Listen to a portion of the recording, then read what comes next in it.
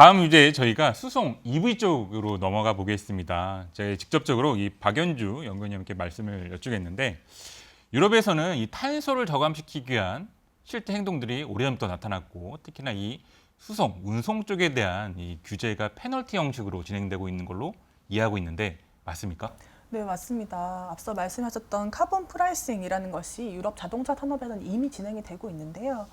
당장 유럽은 올해부터 이 CO2 배출량을 2018년 대비 약 20% 정도, 꽤 크죠, 20%면, 절감을 하지 못하면 벌금을 내야 되는데요. 그 벌금의 규모가 상당히 큽니다. 지금 보시듯이 2018년 상황이 지속이 된다고 보면은 폭스바겐 같은 경우는 거의 10조 원에 달하는 벌금을 지금 내야 되는 걸로 추정이 되고 있고요. 연초만 해도 자동차 회사들이 우리가 전기차를 잘 팔아서 벌금을 안 낼 수 있을 거다라고 좀 큰 소리를 쳤는데 막상 지금 시점에서 보니까 좀 잘 안 되고 이런 부분들이 있어서 일부 업체들은 실제로 지금 벌금을 내야 될 상황에 처했습니다. 그런데 이제 저뿐만 아니라 지금 참여하시는 이제 투자자 여러분들도 같은 생각이실 것 같은데 저희가 지금 코로나 와중에 있잖아요. 그러니까 이런 것들에 대한 검토는 뭐 오랜 기간 됐고 실제 자동차 업체를 비롯해서 이 연동된 이제 밸류체인들 기업들까지 상당히 어렵습니다. 그렇죠. 과연 이게 실제 시행이 될까요? 네, 실제로 그래서 팬데믹이 터지고 나서 일부 유럽 자동차 회사들이 이 벌금을 좀 연기해 주면 안 되겠냐라고 이야기를 했는데요. 재밌는 거는 유럽의 독일 3사, 그러니까 폭스바겐부터 해서 BMW 이 업체들이 반대를 했습니다. 왜냐하면 이 회사들은 이미 이 규제가 시행될 것이라고 보고 수조 원의 자금을 전기차 개발에 투자를 했는데 갑자기 규제를 없애버리는 것도 사실 문제가 되기 때문에 결과적으로는 지금 규제가 예정대로 진행이 되고 있습니다. 그러면 반대로 좀 생각을 해보면 이런 규제 흐름이 더 강화될 여지도 있다는 말씀인가요? 네, 심지어 더 규제가 강화되는 안을 최근에 유럽 집행위원회가 네. 냈는데요. 앞서 보셨듯이 올해 2018년 대비 CO2 배출량을 20% 정도 줄여야 되고 심지어 그거는 2025년, 30년으로 갈수록 계속 줄여야 됩니다. 그래서 원래도 2030년이 되면 2021년 대비했을 때 약 37.5%의 CO2를 줄여야 되는 상황이었는데 이번에 유럽 집행위원회가 그걸 50%로 아예 높이자라고 이야기를 했습니다. 그거를 이제 달성을 하려고 하면은 2030년에는 전체 유럽에서 팔리는 차에서 절반은 전기차로 팔려야 되는 거기 때문에 굉장히 큰 정책이고요. 내년 6월에 이 부분이 결정이 될 것이기 때문에 좀 주목해서 볼 필요가 있을 것 같습니다. 전체 절반이 이제 전기차다 이런 네네. 말씀하셨는데 요즘 코로나 때문에 너무 경기도 안 좋지 않습니까? 이제 락다운도 뭐 얘기가 되고 있고 코로나 더 심해지고 있고 근데 이렇게 경기가 안 좋은데 이렇게 규제가 계속 강화되는 이유가 뭘까요? 네, 사실은 이게 환경에 꼭 국한된 문제가 아니라 유럽의 전기차 경쟁력에 국한된 문제이기 때문이라고 봅니다. 지금 유럽에서 이 팬데믹 이후에 전기차 보조금을 크게 인상을 시켜주고 디젤차는 보조금을 그냥 없애버렸거든요. 그 이유는 뭐냐면 결국 시장은 다 전기차로 가고 이 유럽 업체들이 전기차에서 경쟁력을 갖추지 못하면 올해 내년의 문제가 아니라 5년, 10년 시장에서의 경쟁력을 잃을 수 있다라고 판단을 했기 때문이라고 보고요. 그렇기 때문에 이런 흐름이 지속될 수밖에 없다라고 보고 있습니다. 그래도 저는 이게 참 규제 관련된 얘기다 보니까 사실 뭐 규제 이제 당국자들이 또 생각이 바뀔 수도 있는 것 같고 네네. 일시적인 네. 흐름이 될 수도 있을 것 같은데요. 네, 근데 사실 그렇게 일시적이지 않을 수 있는 제일 큰 이유가 전 테슬라라고 봅니다. 네네. 올해 테슬라 주가 엄청 올랐지 않습니까? 네네. 근데 그게 뭐 일부에서는 버블 얘기도 있지만 실질적으로 회사가 굉장히 놀라운 성과들을 지금 보여주고 있습니다. 올해 중국 공장이 가동이 되면서 원가가 빨리 떨어졌고 네. 가격을 막 낮추면서 시장 점유율을 확대를 했고요. 그러면서 유럽 자동차 업체들이 가장 크게 지금 타격을 받고 있는 상황인데요. 문제는 내년에 이 회사가 베를린에 공장을 가동합니다. 베를린이요? 네네, 아. 완전 유럽의 핵심에 들어가서 이 공장을 짓는데요. 엄청, 네, 어디나 네. 다 있는 것 같아요. 네, 그렇죠. 이제 유럽 업체들이 여기서 대응을 안 하면은 사실상 사실 어렵기 때문에 이게 비단 환경의 문제나 규제의 문제가 아니라 정말 시장의 점유율 측면에서 이제는 이렇게 갈 수밖에 없는 상황이라고 보고 있습니다. 상당히 뭐 매기처럼 뭐 테슬라가 작용을 하고 네, 전 자동차 산업은 지금 완전 매기처럼 네, 뒤흔들고 있는 휘젓고 있는 것 중입니다. 같습니다. 네, 네. 근데 EU에서 이렇게 테슬라가 잘 나가는 또 출발점은 사실 규제에 있었잖아요. 네네. EU가 먼저 규제를 시작했고 맞습니다. 그러다 보니까. 근데 이 글로벌하게 규제를 좀 국가별로 비교해 보면 미국 말고 유럽만 강한 것 같아요. 네, 그렇죠. 근데 네. 실제로 테슬라도 미국 회사인데 네. 미국에서는 별로 안 팔리고 아, 네. 유럽에서만 더 많이 팔리고. 네, 네. 근데 그런 뭐 원인이나 이런 게 있을까요? 네, 특히 올해 좀 미국의 테슬라 판매가 좀 부진했는데요. 네. 그 1차적인 이유는 이 보조금 축소 때문에 그렇습니다. 미국에선 전기차를 사시면은 7,500달러 연방 정부에서 세금 감면을 주는데요. 이게 한 800만 원 정도니까 적지 않은 규모입니다. 근데 그게 차가 누적 판매가 20만 대를 넘어서면은 더 이상 그 보조금을 못 받게 되어 있어요. 그래서 테슬라가 올해부터 그 보조금을 끊기면서 좀 올해 판매가 좀 위축됐던 상황입니다. 근데 테슬라 이외에도 다른 미국 네. 회사들도 판매가 부진했던 것 같은데요? 네, 맞습니다. 지금 미국 전기차 판매량은 전년 대비했을 때 YTD로 한 20% 정도 감소세가 지금 나타나고 있는데요. 뭐 테슬라도 그렇지만 사실 중요한 거는 좋은 모델이 별로 안 나왔어요. 유럽 같은 경우는 올해 당장 CO2 규제가 시행이 되다 보니까 전기차를 괜찮은 차들을 꽤 많이 출시를 했거든요. 근데 이 차들이 다 미국으로 출시가 안 됩니다. 이유는 트럼프 때문인데요. 이 올해 팬데믹 딱 터지자마자 트럼프가 이 과거 오바마 정권 때 만들어놨던 연비 규제안을 완전히 완화시켜 버립니다. 네. 그래서 더 이상 자동차 업체들이 거의 한 5년 동안 연비를 거의 개선을 안 시켜도 될 정도로 만들어놨어요. 그러다 보니까 자동차 회사들은 지금 전기차를 팔면 팔수록 손해인데 굳이 미국에 갖다 팔 이유가 없는 거죠. 그래서 결과적으로 미국에는 좋은 차가 거의 안 나왔고요. 그래서 판매가 많이 위축이 됐다라고 보실 수 있을 것 같습니다. 그럼 약간 트럼프가 부정적인 영향을 미친 거네요? 그렇죠. 저희 근데 산업은. 그러면 앞으로 네. 되게 큰 변화가 있겠는데요? 왜냐하면 바이든이 대통령 당선자가 돼서 네. 좀 정책이 네. 바뀔 것으로 좀 예상하고 있는데 그 부분에 대해서 어떻게 생각하세요? 네, 저는 개인적으로 내년 미국 시장 굉장히 기대를 하고 있습니다. 우선 바이든 정책 잠깐 보시면요.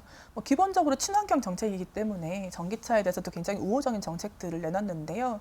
앞서 보셨던 그 7,500달러의 세금 감면 혜택을 영구적으로 부활하자라는 얘기도 들어가 있고요. 또 자동차 연비 규제, 아까 트럼프가 시계반을 반대로 돌려놨던 연비 규제도 지금 다시 이제 얘기가 되고 있습니다. 이렇게 되게 되면 이 기존의 이제 자동차 업체들의 스탠스가 상당히 많이 바뀔 것 같고요. 미국 시장이 내년에 상당히 좀 기대를 할 수 있을 것 같습니다. 근데 이제 방향성은 좀 이해가 되는데 이제 투자자분들한테 어떨까요? 숫자로 알려주실 수 있을까요? 이런 네. 규모가 어느 네. 정도 돼야 네. 되는지 향후로. 네, 그래서 전 단적으로 일단 모델들을 좀 말씀을 드리고 싶은데요. 내년에 뭐 굉장히 좋은 모델들이 미국에 많이 나옵니다. 뭐 대표적으로 이제 폭스바겐 ID4라고 하는 모델이 네. 나오는데요. 이게 이제 티구안 사이즈의 네. SUV입니다. 뭐 디자인도 괜찮은 모델인데 가격이 얼마나 출시가 됐을 것 같아요? 글쎄요, 뭐 한 7, 8천 되겠죠. 전 보조금 받아서 그 정도 될 것 같아요. 그렇죠. 네. 보통 우리나라에서 살려고 하면 그쵸. 그 정도 네, 줘야 네. 되잖아요. 근데 미국에서 이 차가 4만 불에 출시가 됩니다. 4천만 원? 네. 네. 근데 아까 7,500달러의 네. 이 세금 혜택까지 받으니까 실질적으로는 거의 한 3만 불 초반? 와. 그렇죠. 그 가격에 좀 사실 수가 있는 거죠. 미국 가서 사서 가져올 수 있나요? 네. 근데 조만간 이게 이제 중국에서도 생산이 될 거고 다 될 거기 때문에 글로벌리 다 풀리게 될 겁니다. 그만큼 지금 전기차에서의 변화가 굉장히 크다는 말씀인데요. 내년에 이런 ID4 같은 차들이 미국에서 대거 출시가 됩니다. 그래서 사실상 미국 시장은 작년까지만 해도 유의미한 어떤 플레이가 없었던 시장이라고 저는 생각이 되고요. 내년에는 뭐 적어도 70% 이상의 성장세가 나오지 않을까 생각이 됩니다. 테슬라가 그렇지만 또 미국 자동차 회사들도 중요한 것 같아요. 네. 그동안 계속 뭐 내연기관차만 열심히 만들었는데 네. 좀 미국 자동차 회사들 네. 좀 스탠스가 바뀔 수 있을까요? 네, 딱 지난주부터 이제 변화가 당장 나타났는데요. GM에서 원래 2022년 말에 내려고 했던 이 전기차를 22년 초로 앞당겼습니다. 그리고 빨라지고 있죠. 사실상 보면 빨라질 수밖에 없습니다. 지금 모든 글로벌 자동차 업체들 다 전기차로 지금 가고 있는데요. 미국의 자동차 회사들은 말은 당장이라도 전기차를 많이 할 것처럼 하지만 실제로 나오는 모델들을 보면은 스펙도 떨어지고 가격도 되게 비싸거든요. 그 이유는 아무래도 자기들의 뭐 기존의 내연기관 시장을 좀 보호하고 싶은 욕구가 있다 보니까 차들이 정말 잘 안 팔릴 것 같은 그런 차들을 전기차로 내놓는 상황이었던 것이죠. 근데 지금은 이제 더 이상 그럴 수 있는 상황이 아니게 된 것이고 특히나 이제 바이든 정권으로 넘어서면서 연비 규제가 다시 강화될 수가 있기 때문에 속도를 안 낼 수가 없는 상황입니다. 그래서 한국의 배터리 업체들이 실제로 이 미국의 전기차 업체들한테 많이 납품을 하고 있거든요. 대표적으로 LG화학이 GM과 배터리 JV를 지금 가동을 한 예정인데요. 저는 개인적으로 그 JV의 물량이 지금 우리가 생각하는 것보다 상당히 빠른 속도로 올라가지 않을까 생각을 하고 있습니다. 그래서 최근 LG화학 주가가 엄청 올랐네요. 네, 그게 한 가지 요인이 됐습니다. 근데 저는 그게 약간 변화의 시작이라고 보고 있고요. 앞으로 더 많은 변화가 있을 거라고 보고 있습니다. 네, 말씀하셨듯이 전기차 시장이 성장을 하면 당연히 이제 배터리 업체도 수입 입을 것이다. 뭐 자연스러운 이제 논리입니다만 최근에 이제 테슬라가 이제 배터리 만들겠다 뭐 이런 네, 얘기가 그렇죠. 나왔었죠. 어떻게 생각하시는지?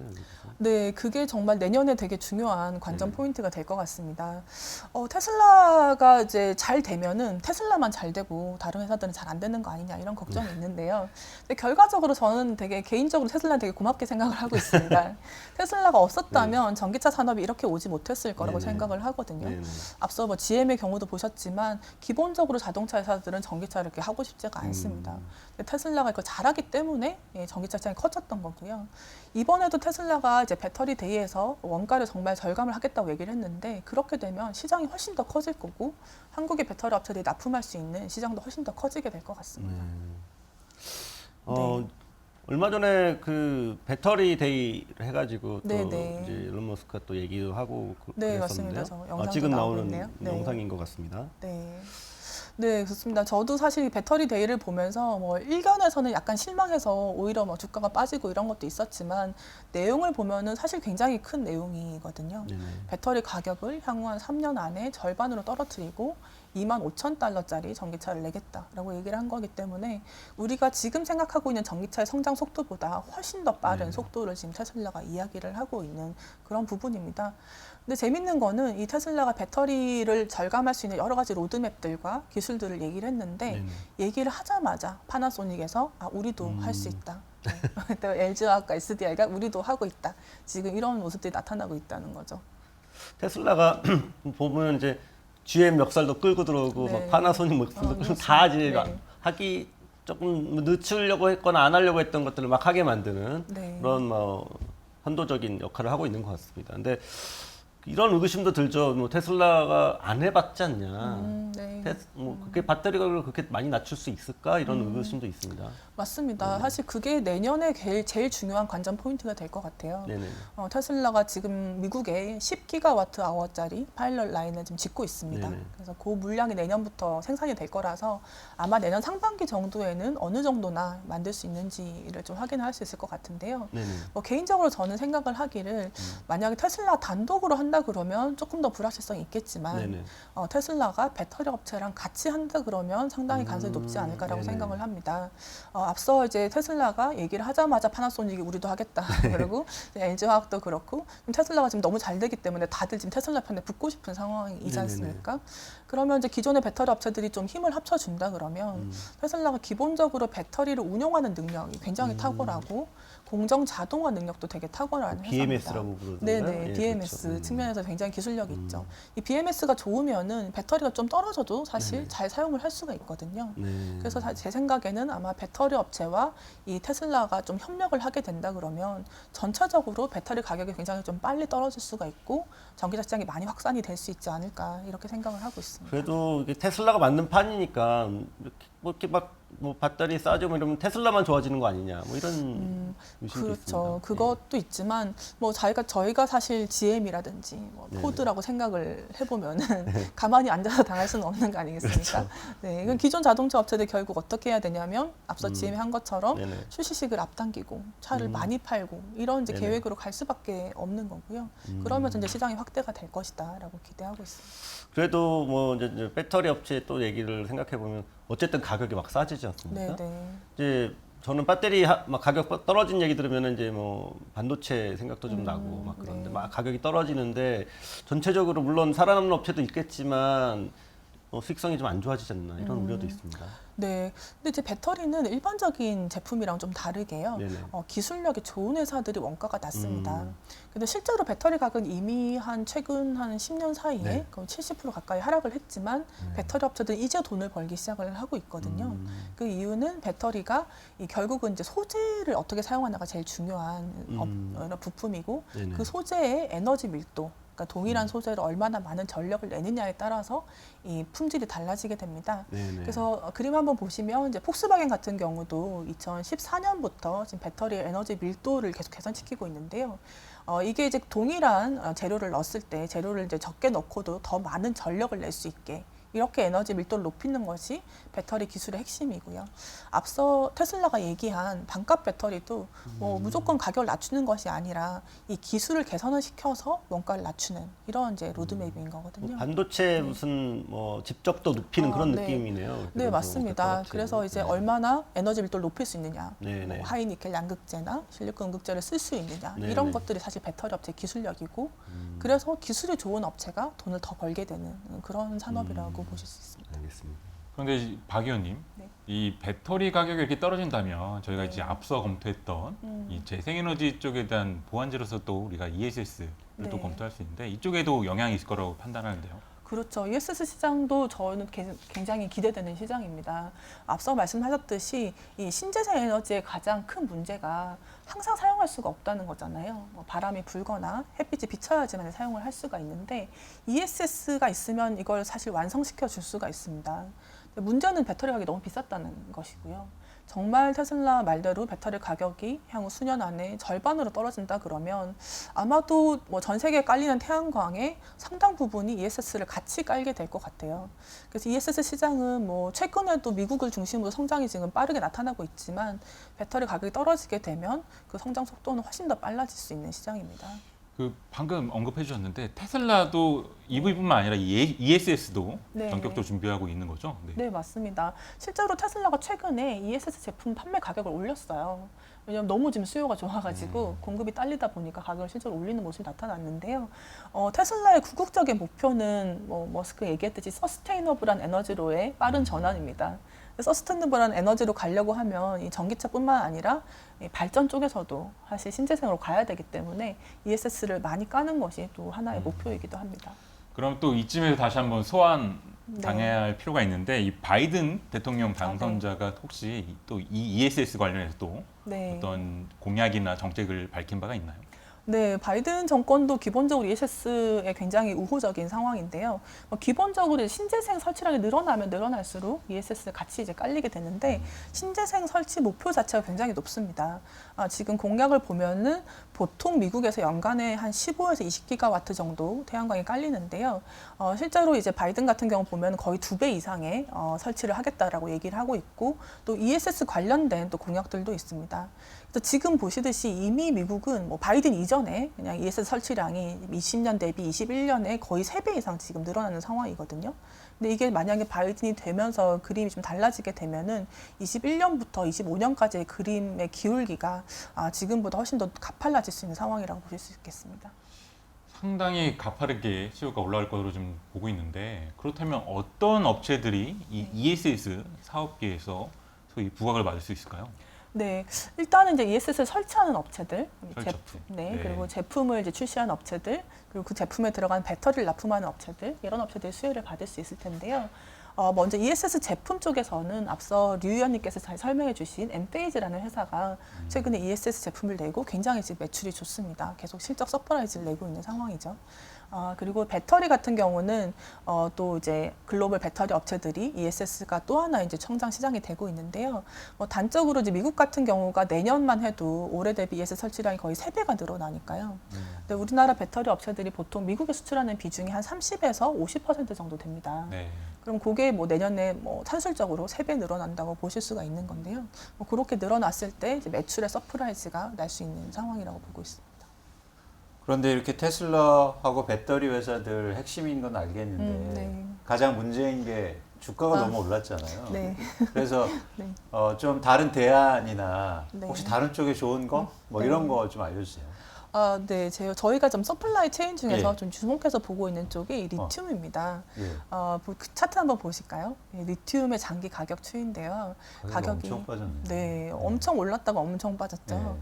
그래서 그때 이제 2016년, 17년, 18년 같은 경우 중국에서 전기차를 갑자기 막 부양을 하면서 시장이 막 쇼티지가 났었습니다. 네. 그 이후로 이제 공급이 지금 다시 늘어나서 가격이 빠져 있는 상황인데요. 지금 차트에서 보시듯이 지금 약간 반등세가 나오고 있지 않습니까? 보니까 그래서 이 가격 지금 현재 가격 정도면은 상당수의 생산자들이 이제 추가 투자를 포기해야 되는 상황입니다. 그래서 최근에 추가 투자 포기가 상당히 많이 이제 발표가 있었고 심지어 어떤 회사는 이제 파산도 나왔고요. 그러다 보니까 투자가 많이 이제 줄어든 상태인데 저는 개인적으로 지금 이번에 특히 테슬라 배터리 데이 때문에 전기차 시장의 성장 속도는 우리가 상상하는 것보다 훨씬 더 빠를 거라고 저는 보거든요. 그렇게 되면은 이 리튬의 수요는 지금 생각하는 기울기보다 훨씬 더 빠르게 올라갈 수가 있습니다. 그런 관점에서 봤을 때 향후 한 1, 2년 정도 리튬 가격이 좀 추가적으로 올라갈 가능성이 높지 않나라고 보고 있습니다. 그러니까 저 차트만 보면 굉장히 좋아 보이는데 네. 저희가 리튬을 직접 살 수 없잖아요. 그렇죠. 어떤 네. 뭐 다른 대안을 알려주셔야 될 거 아닙니까? 네, 그렇죠. 그래서 리튬 광산 업체를 사시면 됩니다. 아, 좋네요. 리튬을 캐는 네. 업체. 네. 대표적으로 저희가 이제 알번말이라고 하는 회사를 좀 말씀을 드리는데요. 알번말 같은 경우는 이제 전 세계에 많은 리튬 업체가 있지만 원가 측면에서 가장 경쟁력이 있는 회사 중에 하나입니다. 또 많은 업체들이 지금 증설을 포기했는데 이 알번말은 자신이 있다 보니까 혼자 증설을 지금 계속하고 있는 상황이고요. 그래서 한 2, 3년을 봤을 때 어떤 물량 증가도 있고 또 가격 상승에 대한 수요도 받을 수 있는 업체라고 보고 있습니다. 근데 제가 생각하기에 좀 역설적인 상황인데요. 왜냐하면 리튬 가격 오르면 배터리 가격 오를 것 같은데요. 그래서 그게 네. 약간 반대여서 네. 어떻게 생각하세요? 네, 다행인 거는 근데 지금 배터리 원가에서 리튬이 한 0.5%도 안 됩니다. 엄청 조금. 네, 얼마 안 됩니다. 그래서 네.